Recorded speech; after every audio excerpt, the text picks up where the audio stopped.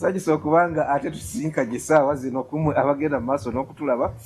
Mutebi Robert nanyini field gegange ebeera Unveiled Experience programu y'ogwe munnayuganda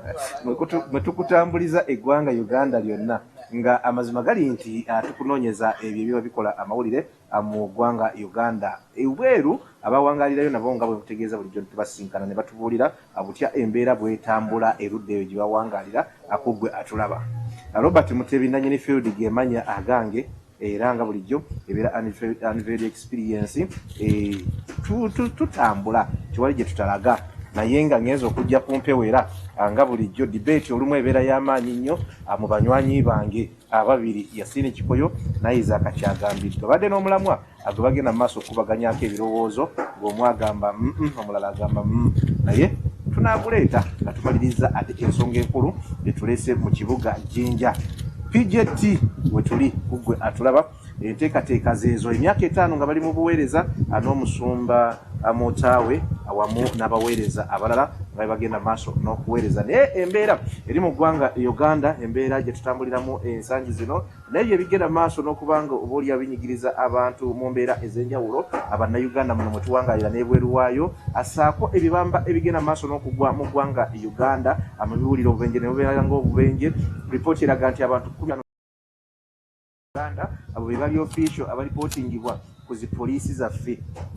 okwetoloola eggwanga naye ate abatalipotingibwa bayinza okuba ate nga bakubisa mu abo emirundi gy'otamanyi bungi olaba nti ebibamba ate bigenda maaso n'okuba nga bitutomera n'okuba nga ate abiyiikiriza omwana w'omuntu wakati mu mbeera gye tutambuliramu omusumba Mutaawe yagambye nti nedda ensi erina okuba nga efuna obaoliawo essaala ey'enjawulo ensi erina okuba nga edda ku mulamwa lwaki njogera bwentyo kasooka tubuuzeeko n'enteekateeka gy'alina ku lunaku olw'omukaaga gye tugenda okuba nga tubanjulira olunaku olwaleero akubanga yeewaffe. Erinnya lya Mukama eddungi libazibe ab'emikwano abatulaba ku Salt TV n'emikutu gyaffe gyonna. Amannya gange geego omusumba Victor Francis Mutaawe. Njagala okwebaza Katonda olw'akaseera kano akalungi era nembaaniriza mu jjinja ekibuga kya Mukama. Tumugulumiza Mukama atuwadde ekisa era agulumizibwe ennaku zonna kubanga mulungi oyo wa kisa atwagala atengera atwagaliza kutegeeza nti eno mu kibuga kya Mukama ejjinja ku Praise Jesus Tower obuweereza bugenda maaso myaka giweze 5 tutambuza gwa mukaaga nga tukola omulimu gwa Katonda ekisa kya Mukama tukimwebaliza kakati nno ekiriwo ye revival prayer walk eno ya mulundi gwa kubiri. Musumba tudduse nnyo speed bannayuganda bayinza okuba nga balwawo obuulya ng'ogyeko balwawo okundaba programu eno eya Unveiled Experience eya Pastor Zawa bayinza okuba nga naye balwawo okulaba nga onyumyako n'omuntu wali mubeera omu naye kaakati bannayuganda sooka oba yiseyise mu kibuga Jinja Busoga n'ebitundu ebyetoolodde wano embeera eri etya PJT eri etya emyaka 5 gitambula gitya oluvannyuma tugenda kudda ku mulamu ogwo neyanza ssebo Jinja mwetuli olw'ekisa kya Katonda obuweereza butambula era nga boolaba tuli wano ewaka ewaffe ku Praise Grounds. Mukama tumwebaza olw'ekisa ekibuga kino twakiyingiramu naye ngera si kye kibuga kyoyita ekyangu naye ate nze nkimanyi nti ebintu byonna ebirungi tekubeerako kyangu singa Mukama yali teyampita kujja mu kibuga kino obuli awo nandibadde nawanika naye nti nze nkitadde naye obugumu bwennina nti Katonda wa Ibulayimu Isaaka ne Yakobo eyantuma ku mulimu guno munene era ali wamu naffe. Katonda atwadde ekisinjiri ebuulirwa abantu balokoka ekibuga kigenda maaso era bw'okiyita mbadde mumbuuza ku luguudo luli enkyukakyuka mwezi nnyingi bintu bingi bigenda bikyuka bigenda bitereera. Katonda atwadde ekisa era tukkiriza Mukama nti we tunaaweereza emyaka 7 kugenda mu 10 anjawulo ejja kubeera nnene mu kibuga kino ekya Jinja. Abantu bongedde okwagala Katonda, abantu basabira ddala essaala, abantu beewaayo okusaba n'okusiba bakwatira ddala n'amaanyi era we twogerera era tuli mu kusaba era n'okusiiba. Ennyonta y'abantu yeeyongedde mu Katonda. Biri bye baali bamanyi nti ekibuga kino bakimanyiiko bulogo, buli agenda Jinja balowooza agenda kunona ddogo. Kati eyo narrative yakyuka. Abantu bakimanyi nti bw'oba ojja Jinja ogenda kusinza Mukama kuba kino kibuga kya Mukama kye kibuga ekyalinga erinnya ne Yesu lyejjinja ekkulu ery'okunsonda abazimbere baagaana ate era n'ekibuga kino yejjinja kibuga kino kiri significant nnyo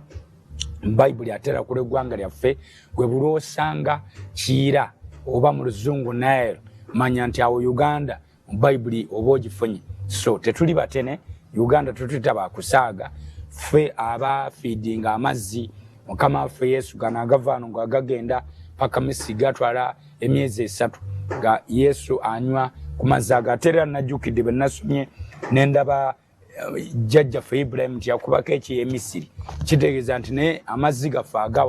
agava ku kiragwe na Misiri ne agakozesa koko yaganywako yazamu ku ngweze so yagakozesako so olw'ensonga ezo tuli wano mu kibuga kya Mukama ejjinja Katonda gye yatutuma okubulira enjiri bakadde baffe abaso prayer tubebaliza Mukama nti bwe twakula nitusiibula ngero omwana bwakula etujje nokola omulimu gwa Katonda twebaza abantu abakulembeza ab'enjawulo tukola omulimu bulungi era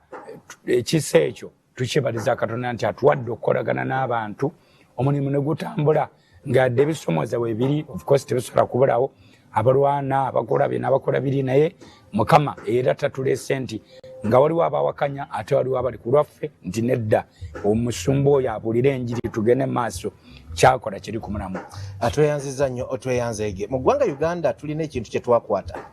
abasinga twakikwatanga kikwate abalala buli okiraba ofunamu ekirowoozo mu bwongo obwo wano mu Uganda ebiseera ebisinga mu Uganda bw'olaba omuntu naddala nga si weekend Friday Saturday oba Sunday omuntu ayambadde omujoozi gwa Uganda Cranes lwaye simbo eraga eggwanga lyaffe Uganda abasinga gye twasigaza eyo tiimu egatta abanna-Uganda bonna omuntu bw'omulaba nga ayambadde omujoozi gwa Cranes either omanya waliyo omupiira mu Uganda Cranes egenda kusamba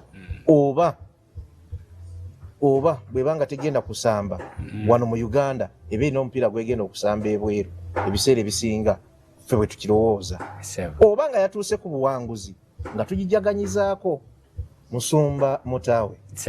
Victor olunaku olwayo lwakuna weenaanisa omujoozi gwa Uganda Cranes nze nandyagadde noweenaanike nagwaseno naye weenaanisa ogwa Uganda Cranes ensi kati yeetaaga okumanya mulamu ki gw'oliko nsonga ki gy'oliko okunnyonnyola kuli gy'oli Bayibuli egamba mu Zabbuli essula 33:12 nti liweddwa omukisa eggwanga erina Mukama okubeera Katonda waalyo abantu beeronda okubeera obusika bweye ng'eggwanga lyaffe tulina okulyagala ate era n'okulisabira n'abakulembeze n'abantu bonna ab'eggwanga ojjukira bulungi nti omwezi gwe tukubye emabega twalina ebikangaba bingi ebyatuuka ku ggwanga lino ekituusa ne gavumenti okuyimiriza tripu z'abaana nga balambula ng'omubi agolokose ku lw'eggwanga ali ku baana atirimbula naye ate byagenda okubeerawo nga twakajja okufuna incident y'omusajja oli yagenda mu ssomero abaana n'abasalanga okero kati ebintu ebyo byalaga ng'aliwo ataako mulabe gye yaragudde ku ggwanga lyaffe so ne twebaza Katonda nti ffe buli mwaka tubeera n'okusaba kwe tutuuka okudda obujja so twagenza okutuuka mu sizoni eno nga Mukama akitale ku mutima gwaffe okusaba naye ate n'okuteeka eggwanga lyaffe mu maaso ga Katonda ne tunoonya engeri gye tunaayambala ekitugatta awamu n'omutima gw'eggwanga okulaba nga tukikolera wamu ne tulaba nga twali kiyinza kusinga t-shirt ya ttiimu yaffe y'eggwanga okugyambala kubanga bw'osoma ekitabo ky'okuva kabona omukulu bwe yagendanga mwema okusinkanirangamo yagendanga ayambadde ekyambalo nga kiriko amannya g'ebika 12 ebya Isirayiri era ekyo kyalaganga nti lwe yayingiranga mwema okusinkanirangamo ebika 12 ebya Isirayiri byabeeranga represented katukkiriza nti nga twambadde t-shirt y'eggwanga lyaffe ya Uganda Cranes kala zaayo zonna kuba ziri nnya omuntu waddembe okwambala kala eya ttiimu ya Uganda Cranes gy'ayagala yellow red white ne black oba ziri nnya nga tutambula mu kutambula kuno okwokusaba tukkiriza nti eggwanga lyaffe tugenda kuba tulina ku mutima gwaffe era n'okusaba tugenda okusaba Katonda agenda kutuukiriza kyeyasuubiza mu Isaaya 65 nti ndisanyukira Yerusaalemi atuteekawo Uganda ndisanyukira Uganda nenjaguliza abantu bange era n'eddoboozi ly'okukaaba lw'okulira tirigenda kuddamu kuwulibwa mu bo kati tubadde n'eddoboozi ly'okukaaba ng'eggwanga emabega kaawo n'okulira nga tukaabira abaana baffe era ffe tugamba nti mu kudda obujja kuno kwe tugendamu Katonda tagenda kuzza bujja bulamu bwaffe bwokka ne ku lw'obulamu bwaffe nga bannayuganda ne ku lw'ebitundu byaffe eby'enjawulo ne ku lw'emirimu gyaffe era tukkiriza nti nga tutambula Mukama agenda kuba nga yimusibwa. Manyi Yoswa Katonda yamugamba mu Yoswa 6 nti ekibuga ekyo kiraba kyagalwawo teri ayingira teri afuluma naye namugamba nti gwe nkikuwadde mukono gwo n'amuwa n'ekyokukola n'amugamba nti mugenda kutambula buli lunaku omulundi gw'omugumu nga mwetooloola tebaatambulanga butambuzi ffa baatambulanga basaba era nga bayimusa Katonda nti mugenda kikolera ennaku 6 ku lunaku olw'omusanvu mugenda kudda mu kyetooloola emirundi 7 bwe munaamala mufuwe amakondeere muleekaanire waggulu ekyo munaakikola bugwa agenda kugwa buli muntu alinnye mu maaso ge katukkiriza nti kye tugenda okukola mu kutambula okwokusaba waliwo ebigo ebadde ku bulamu bwaffe ebadde ku ggwanga lyaffe ebadde ku mirimu gyaffe ebadde ku maka gaffe ebigenda okugwa kuba tugenda kikola nga tuyambadde t-shirt y'eggwanga lyaffe ng'akabonero akalaga solidarity n'omutima ogw'eggwanga lyaffe era nga tugamba nti buli kinoomu aveeyo ku luno tutambule okutambula okwokusaba okwokudda obujja ng'eggwanga ng'abantu kino mu bulamu obw'omwoyo olugendo olukooya bwe tuba tutambula mu bulamu buno tutuuka ne tukoowa tewali kitakoowa Katonda yekka yatakoowa Bayibuli ega nti tonnamanya tonnategeera Katonda omutonzi w'enkomerero z'ensi tazirika takoowa yekka yatakoowa era yatazirika naye abantu tukoowa kati buli lw'otambuza obulamu ng'ova nodda wali okola emirimu okola guli oweereza Mukama wabera ekiseera otuuka ng'okooye nga weetaaga okuziba obujja kati nga omwaka gutambula nga tuyise mu kitundu ky'omwaka twetaagawo okulivayivingibwa okudda obujja mu myoyo gyaffe mu byenfuna mu bulamu bwaffe obwa bulijjo mu mirimu gye tukola kwegamba tufune a new anointing fresh energy tusobole okutambula tukwengerayo tumaleko bw'oba muvuzi wa mmotoka kasita ogiteeka ku luguudo kasita etandika okutambula ne bw'oba ogikubye fulutanka manya ojja kubaako wootuuka esike singa tudda mu kukyamako ku mafuta so naffe olugendo luno olw'obulamu tukkiriza ndi mu kutambula wabera otuuka ng'okooye essaala lw'otuuka n'okusaba toyina saala gy'osaba nga sigande ebikusabira tubirina naye ng'amaanyi agasaba togawulira abalala bwe kuba kusiiba otuuka essera nga n'okusiiba tokyakusobola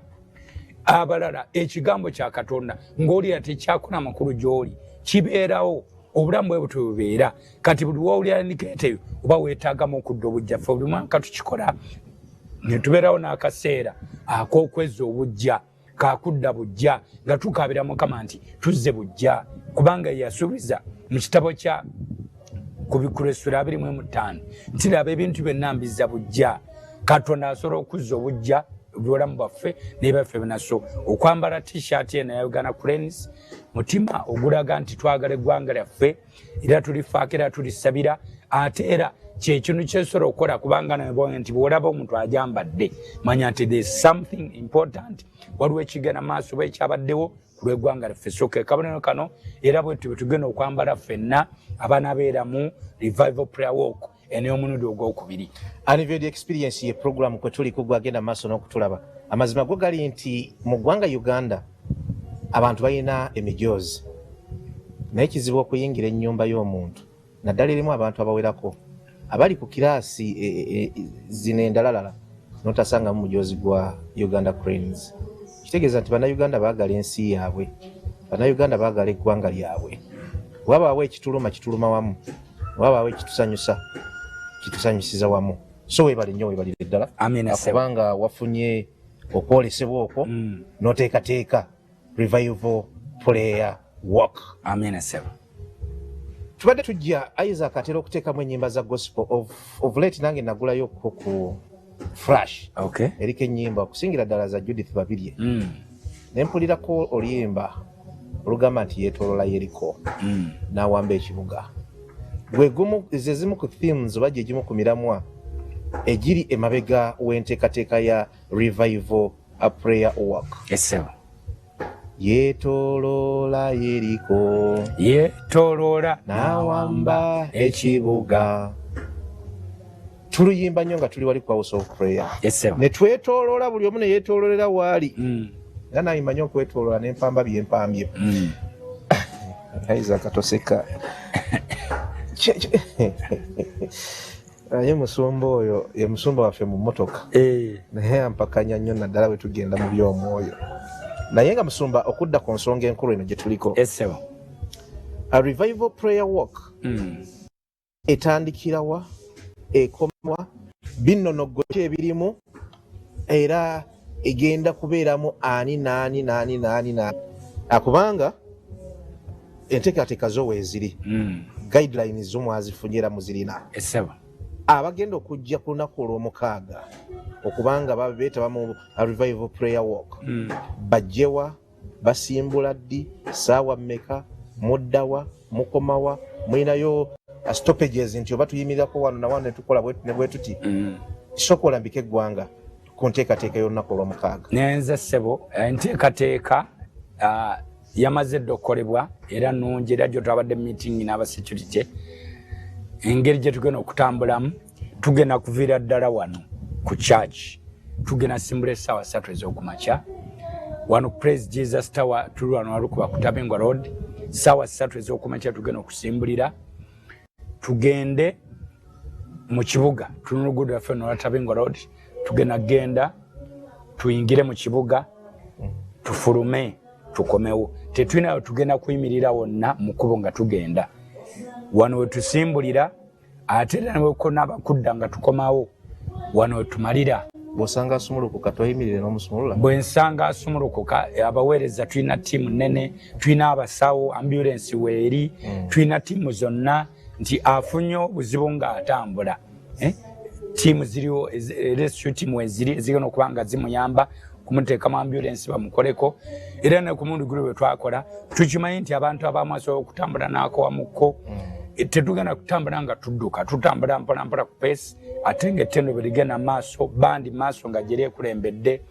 abasirikale, aba traffic n'aba intelligence n'abalala ab'ebyo n'abatali nga bali wamu naffe okulaba nti buli kintu kitambula bulungi, security engeri bulungi, ate n'abaweereza ab'ekkanisa nabo nga buli muntu akola omulimu gwe gw'alina okukola. So mu kutambula kuno buli muntu akkirizibwa okujja kasita aba ng'ayagala okusaba okw'okudda obujja mu bulamu bwe. Ekituufu kiri nti buli muntu yeetaaga essaala kubanga eri unique mu ngeri yaayo. Yessaala gy'osaba nga weetooloola, naye ekyandikibwa nga bwe kigamba nti bwe munaalinyanga ekigere ng'abawaddewo. Ani ataagala kuteeka bizinensi mu kibuga?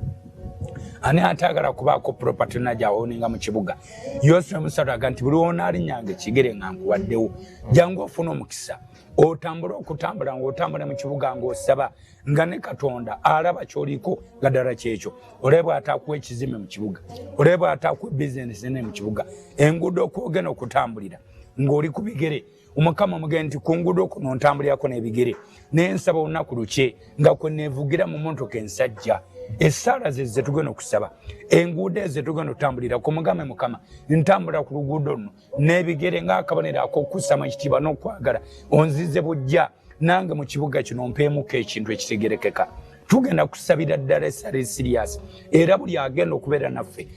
bw'oba tuli mu ttendo ng'otenda oli mu kusaba. Essaala eteekwa okubeerawo ng'ekwajja. Tutambula tusaba, tutambula tusaba, tutambula tusaba bwe tuyimusa Mukama. Era abamu nga tuyingira bwete ekibuga, Mukama mugende nti mu kizimbe ekyo njagalamu edduuka,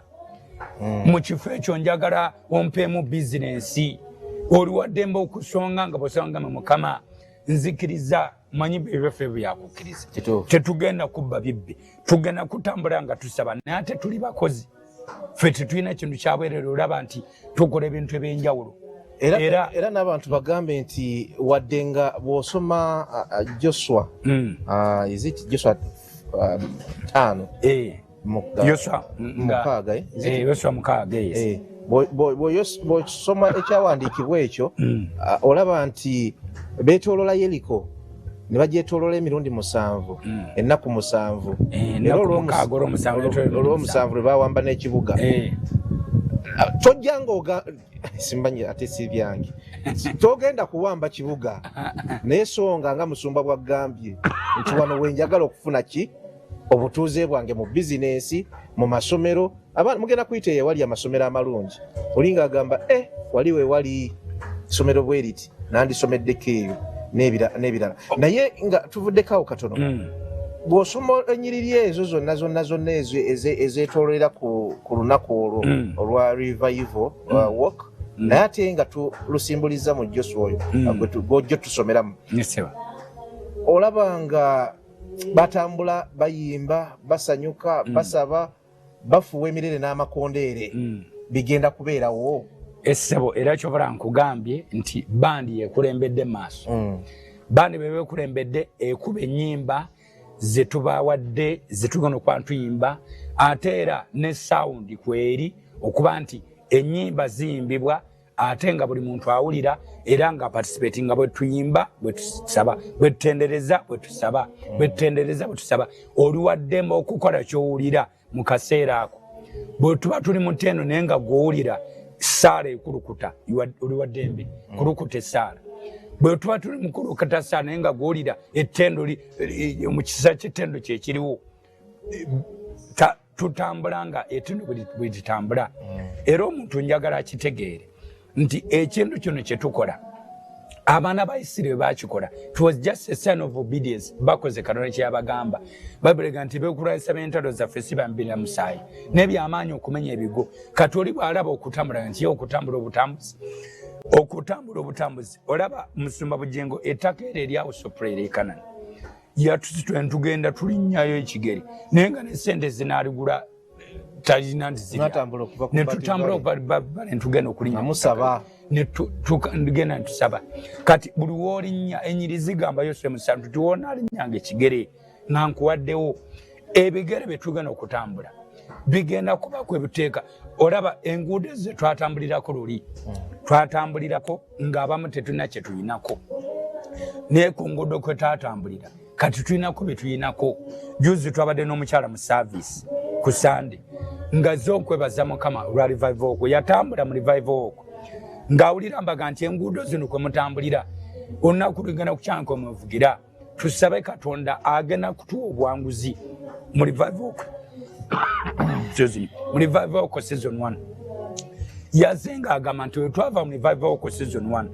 which waitage ne bafuna emmotoka nga family oluguudo kwe yatambulira ng'ali ku bigere kati ayitako nga yevuga tekyakoma okwo Katonda n'amukolera ebyekisa wetwogerera si mukyala kati wa bulijjo Katonda yamufuna mukyala honorable ne mu kutambula okwo nga tutambula yasaba esaala abaana be yabateeka ku booda n'agamba wa booda nti vuga abaana bange nze kantambule sitaani najja mukola kataka kuba sitaani bw'alaba nga oyina ky'onaatera okuwangula amanyi okujja obugata obukyafu yafeintingako mu lugendo nga tutambula naye kuba tambula twetegese ne bamuteeka mu ambulance ne bamukolako nakomawo n'addamu n'ajoyininga naye nga setaani alengedde nti ono kyatambula waliwo byawangula gyekiri agenda kubaako byafuna so yabadde wano ng'agamba abantu nti nze byonna bye nasaba mu revival okwo season 1 Katonda sina kye mubanja nkomawo bukomi kuno na birala kati ntegeeza omuntu yenna bwe tuba tutambula nga tusaba ekyo kyoba okola essaala ziri zonna tusabira mu kanisa we tubeera oluusi waka kati eno essaala ogenda gisabira mu kibuga ogenda gisabira ku nguudo kw'otambulira nga bw'olangirira Yobu 22:28 nti onaalangiranga ekigambo nakyo kinanywezebwanga gy'oli ekirungi ekintu kye tukola tekikwasa nsonyi era tekiswaza okusaba tekuswaza nga kera tekuliswaza eggwanga liteekwa okutegeera abantu bamanyi nti essaala ekola era bw'osaba Katonda akuwa bw'osaba Katonda addamu abantu bano mbayigiriza okusaba n'okukola kyova olaba mu kino nga tutambula tukuba ebinyonyi ebisoba ne 5 ekisookera ddala mu mwoyo olina kyowangula ekyokubiri physical fitness era nandisabye omukulu oyo bwe kinaba kisooka ku Saturday yetabe mu kusaba kuno ali bubi embeera yeetaaga okukolamuko okutambula okwo ombiri guba kyabulamu nga tonalinda basawo kugamba nti weetaaga okutambula jangu otambula okutambula nga ati okuba ebinya ebisoba mu kimu tutambula bwe tusaba ebirwadde bigenda kwonera omu ng'otambula onaagenda okudda ng'ekintu ekibadde kikutuga nga okiwonye onaagenda okudda nga ebibadde bisiba obulamu bwo obirese mu kkubo kubanga mu kutambula okwo ejje ly'abamalayika ligenda okubeera naffe katonda bw'asanyuka bayibuli nti tuwa amaanyi nekemeya essanyu lya mukama ge maanyi gaffe katonda bw'akulaba nga tomukwatiddwa nsonyi n'ovaayo n'otambula n'otendereza mukama nga bonna balaba ng'olowooza ayinza okutunula kyamuli naga nti talina kyalabye kino kye tugenda okukola tuyimusa mukama tusaba katonda tuyimusa eggwanga lyaffe tulaga abantu nti kisoboka era tuli bakozi twagala katonda gwe tukoola ku lw'eggwanga lyaffe ne ku lw'ebyaffe byonna era abasajja abo n'abakazi abagenda okutambula kuba bagenda kuva mu bitundu ebyenjawulo batwegatteko wano tusimbule tumaze okufuna communication okuva gye bali abamu bagenda kujja kusula within bala bagenda kukeeranyo kuba tusimbula ku saa 3 okulaba nti buli muntu ajja asaba essaala ye n'ey'enjawulo y'okusaba ng'otambula eddoboozi lino ly'owulira nafunyemu kaataaka naye sisobola kuwanika sobola ndi bannange nga bwe nafunyemu kaataaka tetugenda tambula ekyo tekisoboka tuteekwa okutambula okusaba omulabe bw'alengera ekijja ng'alaba kinene onaatera okuwangula ng'akola effujjo lyakoze naye tuli bawanguzi n'okukirawo tuteekwa okutambula tuteekwa okusaba tuteekwa okuyimusa eggwanga lyaffe emikono gya katonda tuteekwa okusabira emirimu gyaffe tuteekwa okusaba katonda ze bujja bulamu bwaffe obw'omwoyo wabula omuntu lwatuuka ng'essaala ey'okutwala waasabe takyagisobola ng'eetaaga kusaba mu kutambula okwo ng'asaba waapiikingera amaanyi n'addamu n'akoleera kati walugenda okubeerawo okukoleera mu mwoyo waliwo abantu ng'obadde wawola essaala tekyajja obadde wawola ettendo lyakala obadde wawola okusinza kwakala obadde wawola mu mwoyo gwo jangu tudde bujja mu kimu akize bujja finances abantu amu emirimu gyaggwawo tokyalina wakolera jangu mu kutambula twede oda yakutwala jangu tutambule mu kibuga mwe baakugoba katono mugende nti mukama onkomyawo mu kibuga era ompa wembeera ompa adresi mu kutambula kuno essaala yange abaana ba Isirayiri gye baali babagoba mu Yoswa katonda yaggulawo n'abayingizaayo babilega nti buli muntu ajja kulinnya mu kifo kye bino nno teryagenda kutambulira kankusoma ennyiriri teryagenda kutambulira Yoswa Yoswa 6 tuva ku lusooka ngenda koma ku Lwakutaano era Yeriko kyali kigaliddwawo ddala olw'abaana ba Isirayiri tewaali afuluma newankubadde ayingira Mukama n'agamba Yoswa nti laba nkukiwadde mukono gwo Yeriko ne kabaka waamu n'abazira ab'amaanyi era muli kyetooloola ekibuga abalwanyi mwenna nga mukyetooloola omulundi gumu bw'onookolanga bw'oti okumala ennaku 6 ne bakabona 7 balisitula eŋŋombe 7 ez'amayembe agende g'ensajja nga muzikulembezezza essanduuko ne ku lunaku olw'omusanvu buli kyetooloola ekibuga emirundi 7 ne bakabona balifuwa eŋŋombe abwe balifuwa eŋŋombe ez'amayembe agende g'ensajja bwe muliwulira eddoboozi ly'eŋŋombe abantu bonna ne balyoka boogerera waggulu n'eddoboozi ddene bbugwe w'ekibuga n'alyoka agwira ddala wansi abantu ne balinnya buli muntu mu maaso ge kati ng'ettendo limaze okukubibwa Mukama amaze okuyimusibwa essaala zessabiddwa buli muntu ogenda kulinnya w'olinnya naye nga olinnya gulikonamu nti wano omaze okufuna adresi mu kibuga emiziziko egibadde gyekiise mu bulamu bwaffe essebo emiziziko egibadde gyekiise mu bintu bye tukola embeera yonna ebadde yekiise mu bulamu nti gundi yalemererwa okufuna omulimu onakuba ekikono ebyo ebisenge ebyo ebibadde ebigumu ennyo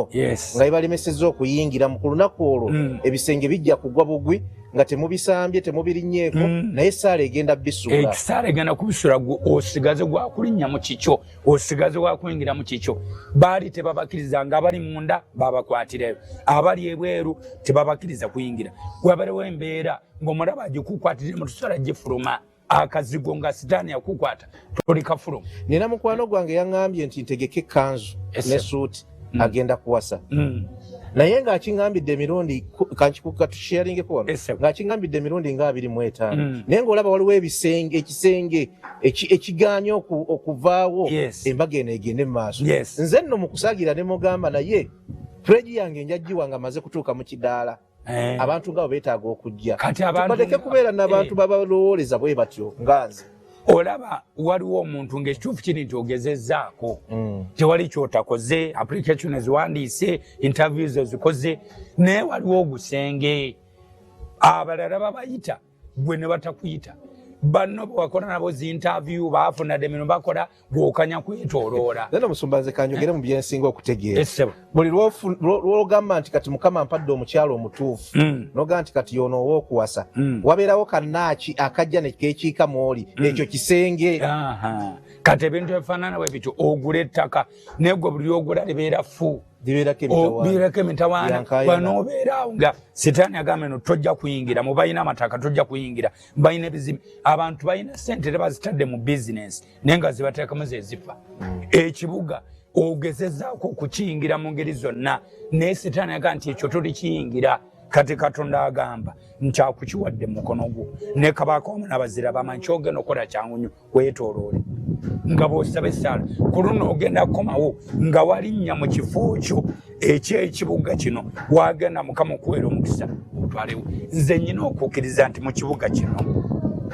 tugenda kugulamu amataka tuzimemu amayumba tukolemu zi bizinesi tuleete enkulaakulana kubanga abalina Katonda ffe tulina obusobozi kuba Katonda ffe abeera kitaffe ate yagamba nti tumusaba alitwamanga okubeera obusika bwaffe n'ensona z'ensi okubeera amatwale gaffe. Wuliriza ennyiririzi ziri mu Isaaya 65 omuntu kino kyaba asuubira ng'ajja nga ebisenge bimaze okugwa ebya Yeriko ebibadde bikuzimbiddwako nga maze okugwa kino Mukama kyagenda okukola. Isaaya 65 okuva ku 19 ngenda ku 23 era ndisanyukira Yeruzalemu kati wantutekewo era ndisanyukira Uganda era ndisanyukira Praise Jesus Tower era ndisanyukira Mutawe teekawo erinnya lyonno era ndisanyukira abayogera ku ggwe nenjaguliza abantu bange so n'eddoboozi ly'okukaaba nga terikyawulirwa omanate newankubadde eddoboozi ly'okulira temukyavanga mwana wa nnaku bunaku newankubadde omukadde atanatuusa nakuze kubanga omwana alifa ng'akamaze emyaka 10 n'alina ebibi ng'akamaze emyaka 10 ali kulimirwa era balisimba ennyumba ne basulamu era balisimba ensuku ez'emizabbiibu ne bala ebibala byamu tebalizimba omulala n'asulamu tebalisimba omulala n'alya kuba ng'ennaku ez'omuti bwe ziba bwezityo bwe ziriba ennaku ez'abantu bange n'abalonde bange balirwawo nga bali omulimu gw'engalo zaabwe 23 tebalikolera bwereere emirimu so tebagenda kuzaala bakulaba nnaku kubanga ezzadde lyabo abaweebwa Mukama omukisa n'endaabe wamu nabo. Kati Katonda nga amaze otusanyuke natumaze okutambula ebisenge ebadde kunaffe ne bigwa ebyo Mukama byagenda okukola agenda tusanyukira amaloboozi ag'okukaaba n'okulira tetugana kunamugawulira agambye tugenda kuwangaala teri kuva mu baana bannaku bonaku bano abaana baffe tubadde tukaabira essomero nge tesomero abaana baagudde kabenje baafudde essomero babagudde babasazi simanye bino biki agambye nti omuntu ajja kumala ennaku ze ekitonenya emyaka 10 ekitonenya emyaka emeka 10 takomye okwo naga nti mugenda kuzimba amayumba kakati Katonda bw'abanga yayogedde ani ayinza okugaana ekyo jangu otambula okutambula omugendi Mukama nga bwe wagamba ntambula okutambula kuno nsaba nzimba ennyumba abantu bafubye okuzimba amayumba gyazimba banka gyetwala gyazimba amalenda gyatwala gyazimba yefuna ebizibu kwegamba nga alwanye nga bw'asobola nga byagaana jangu mu revival okwo kiki abantu bawadde root chart nga bwegenda okubeera ku lunaku olw'omukaaga essebo sawa musimbula 3 essebo mwetooloola ekibuga essebo enzigi za Yeriko zijja kubanga emiryango gya Yeriko gijja kugula ebisenge bigwe waliyo munnauganda ali eyo mu kibuga ky'Ejjinja ategedde route chart oba ategedde route gye mugenda okuyitiramu wadde nga okutandika okutambula okwa revival okutandikira wano naye n'agamba nti nze kamwegattireko wano n'amalira ku church abo bo mubaaniriza mukikkiriza oba kiri compulsory nti buli omu alina kubeera wano? Of course abamu bayinza obutasobola kutujoininga wano olwa time delay naye nga tutambula abalala bajja twegattirako awo n'ekirala ekiriwo waliwo abantu nga bali wala tulina abaana abali emitala mayanja kino kyoba okola bujjo betukola emitala mayanja gazeti nga lwotuzo nga bwogenda okutambula gamba mukama nti ngenda kutambula mu kikomera wano wa mukama wange ngenda kuva mu kisenge kyange ngende mu kiyo nyanye wange onamulabisa sabula kibaluma ngende wali wenji wakasasi mare ngende wali mukama wange wapaka motoka wenjoleza netolwe ngere ku mu toilet gwe gazeti nga okutambula ko geno okubeera fenga tuli eno Uganda nga twetolora mu ngudo zaffe zetumaze okudemarketinga nawe ali ebulayi oba ali ewale nnyo gamba mukama nti njagala kutambula ngenda kuyitira wali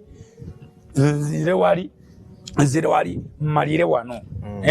naye gwali mu Uganda n'ali mu kibuga kya Mukama Jinja tewali nsonga ekugana kujja kubanga ate tunatukomyewo wano tugenda funa amafuta aganyweza revival kulamu bwaffe ngenda kusaba essaala ewunzike wumba n'okwanoitinga abantu bonna amafuta ku mitwe gyabwe aganyweza revival yabwe mu bulamu bwabwe nga tokomyewo wano so kyovulaba nti kikulu nnyo okwesitukira ojobeerewo abaganda baga nti yesitukidde tanywa matabangu jangu obeerewo bw'onaasanga tusimbudde tugoberere otusange otwegatteko tutambule era tumalirize wamu nzikiriza mukama nti obwanguzi bwena kubeera bungi essanyu ligenda kubeera lingi era abantu bonna buli kinoomu nkutegeeza oba oli mulokole oba tuli mulokole kino kyetugendako kyaffe kya ggwanga lyaffe kya bulamu bwaffe kya famire zaffe kya mirimu gyaffe gwataagala kuwangaala gwataagala kuzimba nnyumba gwataagala kusimba nsuku omanye ensuku si bitooke byokka eno tubiyita bigogo naye omudaala gwo lusukulu ebodaboda yo lusukulu ate provision endala eri waliwo abantu nga mulwadde amagulu tasobola kutambula nnyo mukadde wange naye kati akuze mu myaka naye twaga nti emotoka erina okubeerawo atambuleko bwakowangadda mu motoka naawe aga nti nyinza obutasobola kutambula bulungi naye emotoka ngenda kubeera mu motoka nga mwentambulira olw'embeera eyo jangu ne motoka yo gojja kuvaako mabega twamaze okwogera n'aba traffic abo abagenda okubeera mu motoka bagenda kusembayo mabega kontwe gena kubeera mu order nungi n'ababoda nti nja kubeera ku boda yange neetaaga revival mu kidduka kyange okimanyi nti waliwo omuntu agula ekidduka ng'ayagala kukola bizinesi naye kasookedde akigula tajja nywedde n'olwatawulanga nti ziizino zonna nga bazikola zifa bufi jangu osabe revival y'ekintu kyekyo n'oli akola bizinesi naye ng'ateekamu buteesi naye nga yakola bizinesi yes jangu osaba okudda obujja revival okudda obujja okw'ebyenfuna byo okudda obujja okw'ebintu byo jangu tugambe mukama nti twagala revival twagala kudda bujja bayibuli egamba mu kitabo kya Isaaya nti abavubuka n'obalikoowa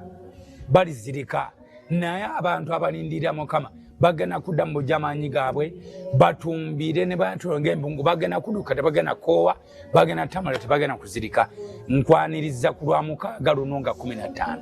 ojje mu kutambula kuno kubeera kwa mulundi gumu mu mwaka bw'osubwa kuno paka ate mwaka gujja naye wandibadde tusubwa kubanga kino kye tulimu ate kati kikwata ne ku ggwanga lyaffe ekyovulaba tugenda kwambala bwe tuti t-shirt ya Uganda Crane yonna emabega ogenda kuwandiikayo nzikirizibwa okubalaga emabega wekigenda okubeera kati emabega tuwandiise bwe tutyo emabega so tuwandiise nti PJT Psalms 33 sorry 33:12 revival oko season 2 ekyo kyetwagala ku t-shirt yo emabega asobola okiteekayo kiteekeyo atasobola oba ne t-shirt batulina ezitasobola kugenda keyo kati bw'obanga bwe tosobola kukiteekayo bwe oli wa ddembe jangu ne t-shirt yo kasitebera nga yaki ya Uganda Cranes twagala tubeere n'omutima gw'eggwanga lyaffe essaala zaffe ku lw'eggwanga ku lw'obulamu bwaffe ku lw'emirimu gyaffe na buli kyaffe kyonna kino kyensuubira nti waliwo abantu ng'okaabya amaziga mangi ebbanga neeriwera era nga n'okukabako okaabye abantu munaga nti oyo talitereera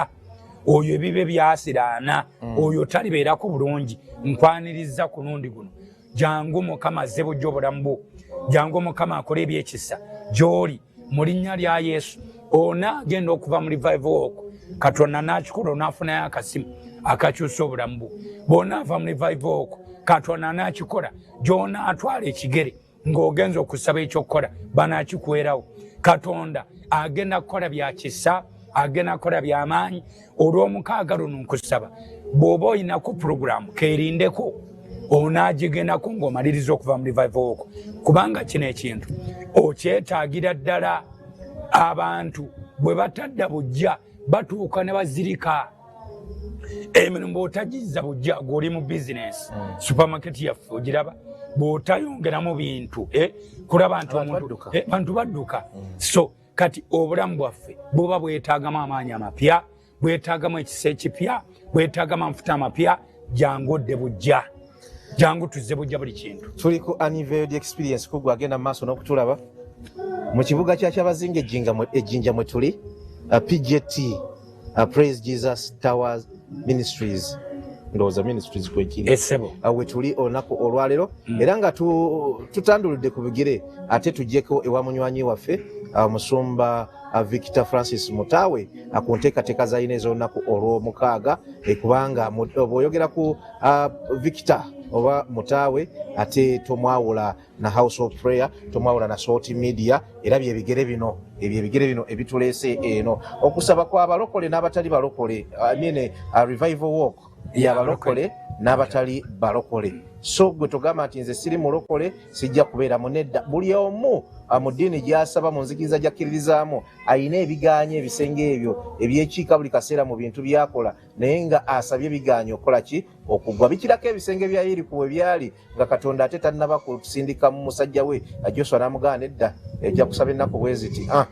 ebisenge ne bivaawo jangu osaba ebisenge bijja kuvaawo naye Musumba abantu abamu kibayinza okwebuuza ku balokole bayinza okuba bakitegedde oba oliawo n'enzikiriza endala nga bakitegedde njawulo ki eri wakati oba enaabeera wakati wa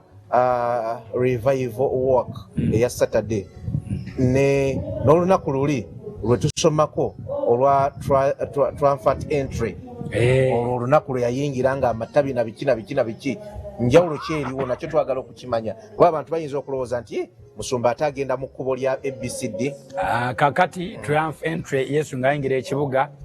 yayingira ekibuga olwo ng'agenda kutufiira kutulokola era naye yayingira ekibuga ng'ali ku ndogoyi ne baaniriza kabaka wa bakabaka mu kibuga kati ffe tutwala kabaka w'abakabaka mu kibuga si ffe bakabaka tutwala kabaka mu kibuga nga tumuyimusa era nga tumukoola ayambe obulamu bwaffe abuzze bujja Yoswa kyeyakola Mukama nga mugenda mugenda kwetooloola tebeetoola bwetoozi just beetoola kuleka ebikula ebigenderako mugenda kwetooloola bo yabagamba ennaku 6 lunaku mulundi gumu nga baddayo olw'omusanvu mulundi 7 kati ffe tugenda kukola olunaku olwo lumu tugenda okukola era ku Sande tujja kuba tumaliza esibo kuba tubadde n'okusiba kwa nnaku 21 zigenda kuuka ku Sande naye eno ebeera climax ya revival okuba nti tucrowninga era omuntu njagala mutegeeza nti toga nti nze ngenda saba ki ne bw'onaagamba ekigambo nti Mukama nziza bujja Mukama emirimu gyange bujja Mukama amaka gange gazze bujja Mukama obuweereza mbuzze bujja abaweereza mbayita mujje tugwe mu kisa kino ekyokudda obujja buli w'oyimusa Katonda n'otamukwatibwa nsonyi n'omukaabira n'omukoola tasobola kukuleka kyekimu waliwo ekintu kyolaba nga ekituufu kiri nti okaze mu kyo jangu tugwe maaso ga Mukama nga tutambula okusaba nga tuyimusa Katonda. By the way, ku season ewedde waliwo abajja okutambula okusaba nga tebazaala ng'embuto zaafuuka ngumba naye okuyita mu revival era tulina abaana twabawaayo tubayita ba revival babies ba revival era amanya gawe mwabona mulimu n'abalongo bali mu Ireland era nabo baava mu season eyo revival ba twins amanya gawe be ba revival. So kati naawe aga nti omwana abuze jangu mu kutambula kuno Katonda akutule gusengo ogwo gwakulemesa okuzaala onaagenda okuddamu okutuuka mu revival eddako ng'oli mama baby ng'oli tata families zammwe kubanga families tubeera n'ebyekiise makubo gaffe naye ng'ate omwana ayinza okuba nakike maama nakike ne taata nakike so buli omu yeetaaga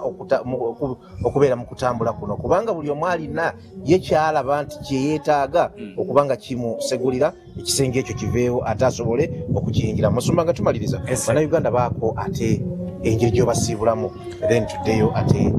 ku program zeda nga tumaliriza njagala okweyanza okusookera ddala Salt Media Musuma Bujingo Mukulu Robert Mutebi ne timu yonna yotambudde nayo n'abali mu control room banemwe bali kutwagala ate mwe bali kuweereza Mukama tuli basiimu era nsaba Katonda ayongere okubankolera obulungi abawo mukisa gwenna abadde atulaba era naawe atuuliriza mu ggwanga wano ne munsi yonna nsaba Katonda akumpere ky'osinga okwagala mu revival eno gye tulimu. Nsaba Katonda ayiteke wo abeeko byazza obujja ekyo kyobadde wavaako. Nsaba Katonda akolage nti kikyasoboka asobola okukikuwa. Nsaba Katonda abeeko omulimu gwakuteeka mu ngalo ng'obadde wawanika noga nti ebyemirimu bitadde. Era nsaba Katonda mu kutambula kwe tugendamu akuwe ku ssente z'obadde otolotangako obeere nagagga. Nyina Sara gye nsaba ngamba Katonda abantu ab'emmotoka ez'okulinnya n'ez'okuwalampa nkusabidde Katonda bw'aba akuwa ebidduka akuwa ebyokulinnya akuwa n'ebyokuwalampa mu linnya erya Yesu. Era nkusabidde Katonda akuweeko ku nnyumba yo ekizimbe tekiri mu sitaani baga nti ekyo ekizimbe ekya bizinesi kikyo tekiri mu sitaani n'akamu. Katonda akuwa ekizimbe mu kibuga oyinza oba takifuna mu kibuga Jinja naye mu kibuga ekyo muwangaalira Katonda akumpere ekizimbe akumpere ettaka lya faamu akumpereyo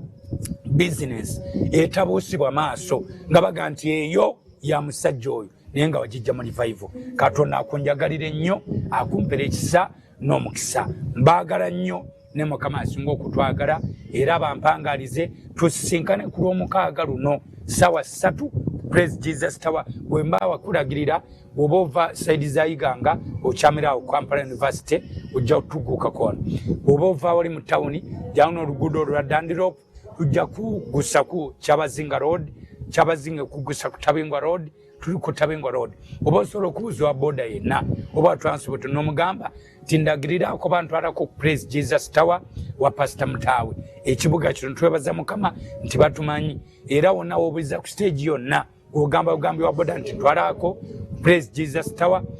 wa Pastor Mutawe ajja kutuusa. Nebaza ababodaboda n'abatransport mwenna abasabaza abantu baleeta wano ate na mugenda kubasabaza kubaleeta n'abagenda sabaza abantu nga musitude abaana ba kuboda kuba bagenda kubeera ku boda bagenda teeka abaana ku boda batambuze bulinya tenga namwe bonsaba kunono njagala ndabe Sara ngeri ku boda ng'ovuga bw'osaba ovuga bw'omusa Mukama Katonda akutwale ku ddala eddala era akuzibujja mu linnya erya Yesu. Mbaagala nnyo Mukama abampe n'omukisa. Atweyanzizza nnyo tweyanzeege ekifaananyi sigenda kibalaga abatulaba Musumba kyayogeddeko nti bw'oba osaba emmotoka saba ey'okulinnya n'okuwalampa naye maaso gange waliwo emmotoka 2 emu yakulinnya endala yakuwalampa. Bwe munatuukirira mu inbox yange yabbalaga ekifaananyi kye mbadde njogerako emmotoka emu yakulinnya endala yakuwalampa kati saba ezeezi 2 emu ng'olinnya bulinnya endala ng'owalampa buwalampa. Naye nga tweyanziza nnyo tweyanzeege atubeewo mu revival walk eno olunaku lugenda kuba lwa mukaaga okuviira ddala ku ssaawa 3 paka ate Mukama lw'anaasiima walk eno ebeere nga eggwa. Amakondeere, ebivuga, okusinza, okutendereza, okuyimba byonna bigenda kubeeramu mu kusaba okubeerayo buli mwaka nga enteekateeka za PGT bwe zibeera wansi w'omusumba Victor Francis Mutaawe. Tweyanziza nnyo tweyanzege akummwe abatulaba mubeerewo kubanga Mukama bamuweera obujulizi. Mutebi Robert Gegange Yasini Kikoyo ne Isaac Kyagambidde we twatambudde